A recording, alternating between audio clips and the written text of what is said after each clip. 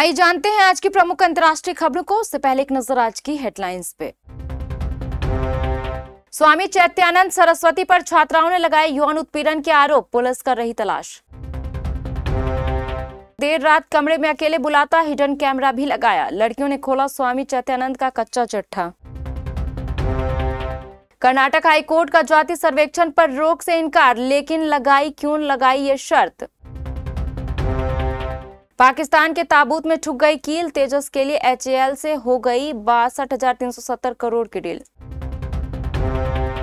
GST में अभी और होगी कटौती, PM मोदी ने दे दिए संकेत। ट्रंप के साथ संयुक्त राष्ट्र में ऐसा क्या हुआ जिसे उन्होंने अपमानजनक बताया। एक तरफ कमजोर अब्बास, दूसरी तरफ हमास। रूस की सेना वाकई कागजी शेर है, यूक्रेन युद्ध के बीच ट्रंप ने ऐसा क्यों कहा।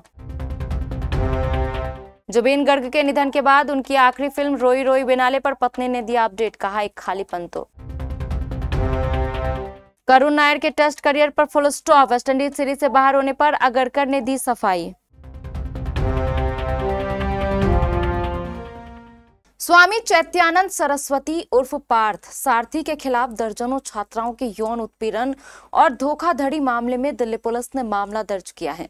स्वामी चैत्यानंद सरस्वती के मैनेजमेंट इंस्टीट्यूट की कई छात्राओं ने उन पर यौन शोषण का मामला दर्ज कराया था। 4 अगस्त को दिल्ली के वसंत कुंज नॉर्थ पुलिस स्टेशन में मामला दर्ज कराया गया था। एडिशनल DCP ऐश्वर्या सिंह ने कहा, Shri Sharda Institute of Indian Management के मैनेजर के खिलाफ यौन उत्पीड़न के आरोप लगे थे। जांच जारी है और हमने संबंधित धाराओं में मामला दर्ज किया है। छात्राओं के बयान लिए जा रहे हैं। उन्होंने कहा कि इंस्टीट्यूट के बेसमेंट से एक वोल्वो कार बरामद हुई है जिस पर संयुक्त राष्ट्र का नीला डिप्लोमेटिक नंबर लगा था। इस संबंध में धोखाधड़ी का एक अलग मामला दर्ज किया गया है। आरोप लगाने वाली छात्राएं इस इंस्टीट्यूट में EWS कोटे में मिलने वाले स्कॉलरशिप के तहत PGDM कोर्स कर रही थी। खुद को आध्यात्मिक गुरु और शिक्षा के क्षेत्र का मार्गदर्शक बताने वाला स्वामी चैत्यानंद सरस्वती अब फरार है। यह वही चेहरा है जो किताबों के सहारे खुद को महान लेखक और दार्शनिक की पहचान बता रहा, मगर असलियत में वह उन मासूम छात्राओं का शिकारी निकला जिन्हें उसने ज्ञान और सुरक्षा का भरोसा देकर अपने जाल में फंसाया।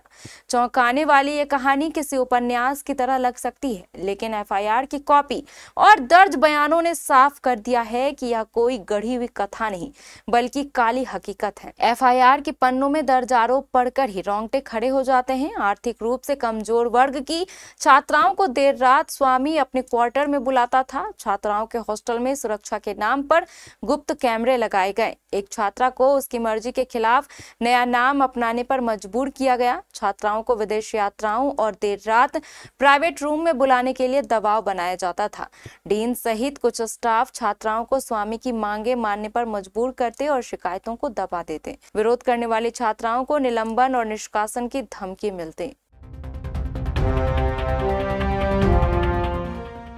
कर्नाटक हाईकोर्ट ने राज्य सरकार की ओर से सामाजिक आर्थिक सर्वेक्षण यानी जाति सर्वेक्षण पर रोक लगाने से इनकार कर दिया। हालांकि कोर्ट ने अधिकारियों को इस प्रक्रिया में शामिल होने वालों से प्राप्त किसी भी डेटा का खुलासा न करने और प्रतिभागियों को इसकी जानकारी देने का आदेश दिया। लाइव लॉ चीफ जस्टिस विभू बाखरू और जस्टिस CM जोशी की खंडपीठ के हवाले से कहा, उपरोक्त के मद्देनजर हम चल रहे सर्वेक्षण पर रोक लगाने का कोई कारण नहीं पाते हैं। कोर्ट ने कहा, हम इकट्ठा किए गए डेटा का खुलासा किसी भी व्यक्ति को नहीं किया जाएगा। आयोग यह सुनिश्चित करे कि डेटा पूरी तरह सुरक्षित और गोपनीय रखा जाए। हम आयोग को एक सार्वजनिक नोटिफिकेशन जारी करने का निर्देश देते हैं कि सर्वे में स्पष्टीकरण स्वैच्छिक है और किसी भी व्यक्ति को कोई भी जानकारी देने के लिए बाध्य नहीं किया जा सकता है। साथ ही खुलासा की जानकारी स्वैच्छिक है। रक्षा मंत्रालय ने भारतीय वायुसेना को 62,370 करोड़ रुपए की लागत से 97 तेजस मार्क A1 हल्के लड़ाकू विमानों की सप्लाई करने के लिए हिंदुस्तान एरोनॉटिक्स लिमिटेड के साथ एक बड़े सौदे को औपचारिक रूप दिया। बृहस्पतिवार को इस सौदे की पुष्टि कर दी गई, जो स्वदेशी लड़ाकू विमान प्लेटफॉर्म के लिए अब तक का सबसे बड़ा ऑर्डर है।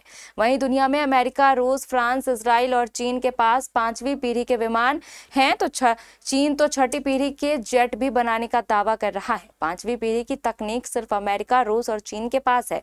भारतीय वायुसेना को मजबूत करने के लिए रक्षा मंत्री राजनाथ सिंह ने एडवांस मीडियम कॉम्बैट एयरक्राफ्ट के मॉडल को मंजूरी दे दी है। इस प्रोजेक्ट की जिम्मेदारी एरोनॉटिकल डेवलपमेंट एजेंसी को दी गई है। एजेंसी प्राइवेट कंपनियों के साथ मिलकर काम करेगी। हालांकि खुद वायुसेना चीफ AP सिंह कह चुके हैं कि एक भी सिंगल प्रोजेक्ट टाइम पर पूरा नहीं हो पाया है।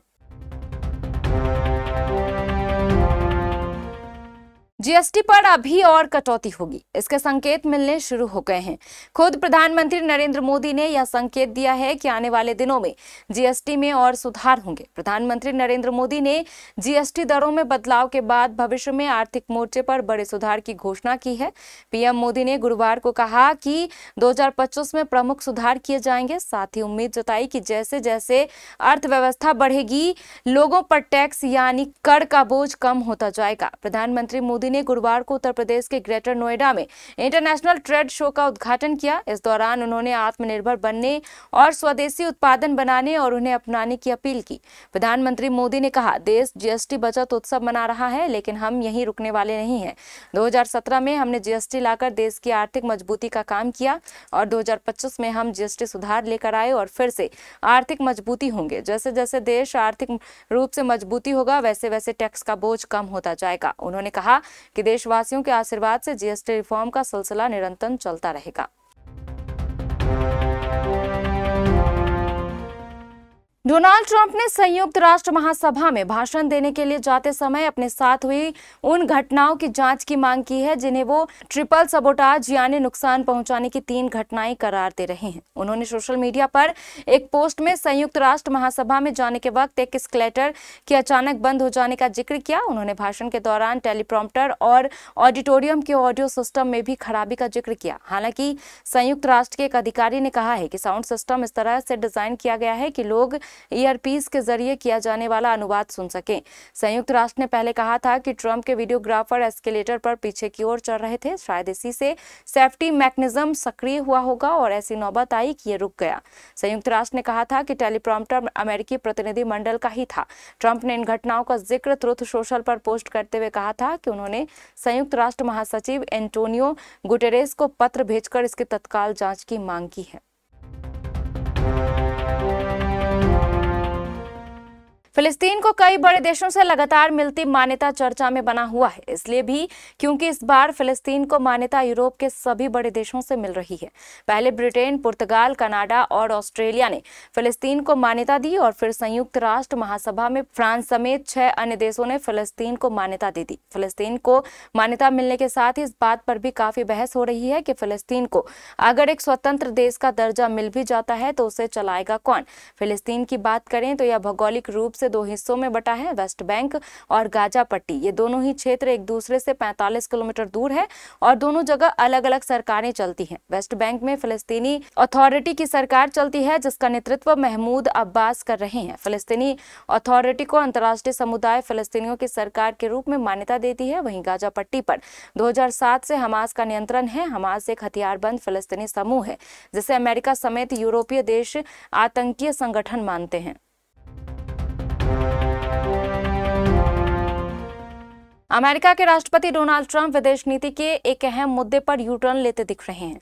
अब तक ट्रंप प्रशासन का कहना था कि यूक्रेन को रूस से शांति समझौते के लिए बहुत जिद नहीं करनी चाहिए, लेकिन मंगलवार को ट्रंप ने कहा कि यूरोप के समर्थन से यूक्रेन युद्ध जीत सकता है और अपनी खोई जमीन वापस पा सकता है। न्यूयॉर्क में यूक्रेन के राष्ट्रपति व्लादिमीर ज़ेलेंस्की के साथ बैठक करने के बाद ट्रंप ने ट्रुथ सोशल पर यूक्रेन के युद्ध जीतने की बात कही। ट्रंप ने कहा कि रूस बिना किसी मकसद के 3.5 साल से एक ऐसी जंग लड़ रहा है जिसे जीतने में असली सैन्य शक्ति को 1 हफ्ते से भी कम समय लगना चाहिए था। असम के पॉपुलर सिंगर जुबिन गर्ग का 19 सितंबर को निधन हो गया था। सिंगर किसी इवेंट के चलते सिंगापुर गए थे, जहां वह कार्यक्रम से एक दिन पहले अपने कुछ दोस्तों के साथ स्कूबा ड्राइविंग के लिए गए थे। इस दौरान एक अनहोनी घटना हुई और उनकी जान चली गई। कहा जा रहा है कि सिंगर बिना लाइफ जैकेट के तैर रहे थे, जिसकी वजह से दम घुटने के कारण उनका निधन हो गया। सिंगर के जाने से इंडस्ट्री में गहरा गैप हो गया है। राजकीय सम्मान के साथ उनका 23 सितंबर को अंतिम संस्कार किया गया। अब जुबिन गर्ग की पत्नी गरिमा सैकिया ने सिंगर और एक्टर की आखिरी और अभी तक रिलीज नहीं हुई फिल्म रोई रोई बिनाले के बारे में अपडेट दिया है। इसे 31 अक्टूबर को रिलीज किया जाना है। गरिमा ने कहा कि जुबिन गर्ग अपनी फिल्म को लेकर जुनूनी थे। मूवी अभी पोस्ट प्रोडक्शन स्टेज में है। मंगलवार को गुवाहाटी के बाहरी इलाके में जुबिन गर्ग के भावुक और भव्य अंतिम संस्कार के बाद गरिमा ने कहा, हम एक फिल्म रोई रोई बिनाले पर काम कर रहे थे जो उनकी आखिरी फिल्म होगी। वह इसे लेकर बहुत इमोशनल थे, इसलिए वह इसे 31 अक्टूबर को रिलीज करने की योजना बना रहे हैं। तो शायद अब हमें फिल्म पर काम करना शुरू करना होगा। वे उसी तारीख को रिलीज होगी जैसा उन्होंने सोचा था। भारतीय क्रिकेट टीम के लिए करुण नायर की वापसी जितनी उम्मीदों से भरी हुई थी उतनी ही जल्दी निराशा में बदल गई। गुरुवार को वेस्टइंडीज के खिलाफ 2 टेस्ट मैचों की सीरीज के लिए टीम का ऐलान किया है, लेकिन इस बार करुण का नाम टीम से बाहर कर दिया गया। मुख्य चयनकर्ता अजित अगरकर ने इस फैसले के पीछे के कारणों पर खुलकर बात की और साफ किया कि नायर को मिले मौके उम्मीदों पर खड़े नहीं उतरे। करीब 3000 दिनों बाद 33 साल के करुण नायर की भारतीय टेस्ट टीम में वापसी हुई थी। इंग्लैंड दौरे पर उन्हें 5 में से 4 टेस्ट खेलने का मौका मिला, लेकिन वे केवल 205 रन ही बना सके। उनका सर्वश्रेष्ठ स्कोर महज एक अर्धशतक रहा। औसत की बात करें तो उन्होंने 25.62 की मामूली औसत से रन बनाए और भारत के लिए नंबर 3 और नंबर 6 पर बल्लेबाजी की। चयनकर्ताओं को उनकी वापसी से काफी उम्मीदें थी, लेकिन लगातार नाकामी ने उनके करियर पर सवाल खड़े कर दिए। टीम चयन के बाद प्रेस कॉन्फ्रेंस में अजित अगरकर ने कहा, सच कहूं तो हमें करुण से थोड़ा और उम्मीद थी। उन्होंने 4 टेस्ट खेले, बस एक पारी की बात हो रही है। दुर्भाग्य से सबको 15-20 टेस्ट देने का मौका नहीं मिल सकता। हमें लगा कि इस समय देवदत्त टीम के लिए बेहतर विकल्प साबित होंगे।